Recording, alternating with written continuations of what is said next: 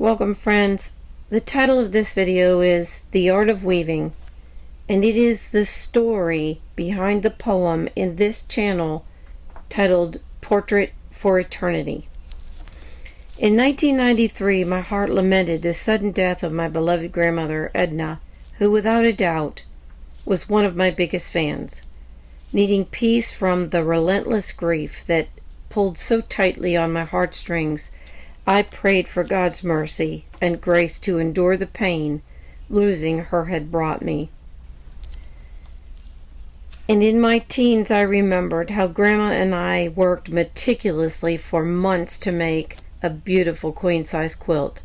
It consisted of every piece of scrap material she could lay her hands on. And at first I couldn't help but nervously fret about the variations of cloth and what they would look like together. These random swatches of fabric ranged from calico prints to flowers, and then to those that made no sense at all.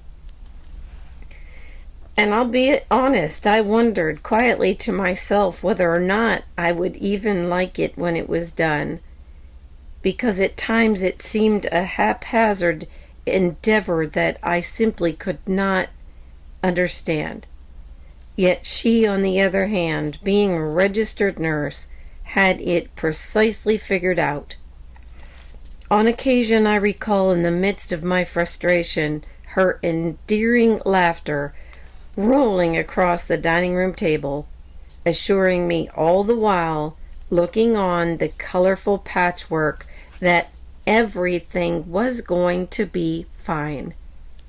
Come what may, I thought to myself, the prevailing fact was that Grandma and I were spending quality time together, which made our project a priceless treasure.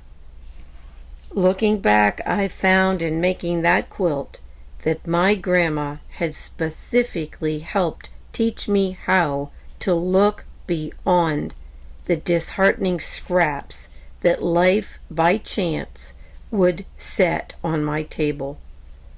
Ironically, those not making any sense, those I could never understand, those that don't fit as I want, or those I wish could have.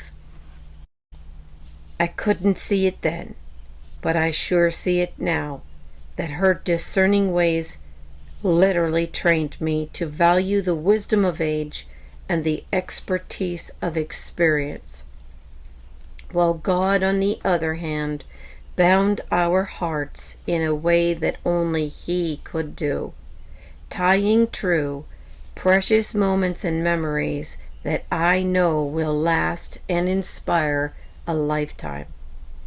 Recalling the way our quilt came so beautifully together, I am encouraged to this day to carry on, taking each thing that life brings as pieces that must be sewn into the tapestry of my life, following God's will as to how, when, and where to place them, trusting that God knows exactly what He is doing, while believing all the while that in doing so, everything, just as Grandma said, will be fine. Losing my beloved grandmother placed a cutting cord in my hand, but as if it were yesterday, I can still hear her confident, patient, loving voice saying, "Honey, just keep sewing."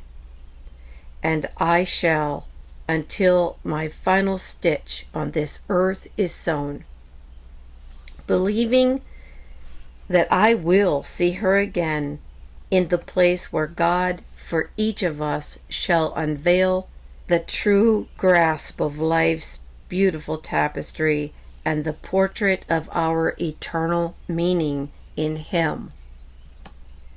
In 1985, that quilt was torn to shreds in that terrible tornado, but again, perseverance won, and I stitched back together that tattered quilt and it continues to be a priceless family heirloom that is cherished for every stitch that with love was sewn within it. So my message to you in this story is to lace throughout life's tapestry faith and charity, because these will comfort and sustain. You weave them tenderly. And do not fret when shades of gray seem woven into blue. These shall signify the grace God has given you. How you choose to sow throughout your time upon this earth, when unveiled, shall proclaim your portrait's total worth. The time will come that you will know and fully understand, unquestionably, why every thread was placed within your hand.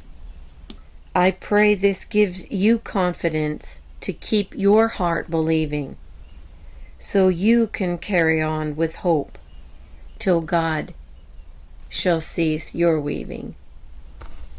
Love to you and yours.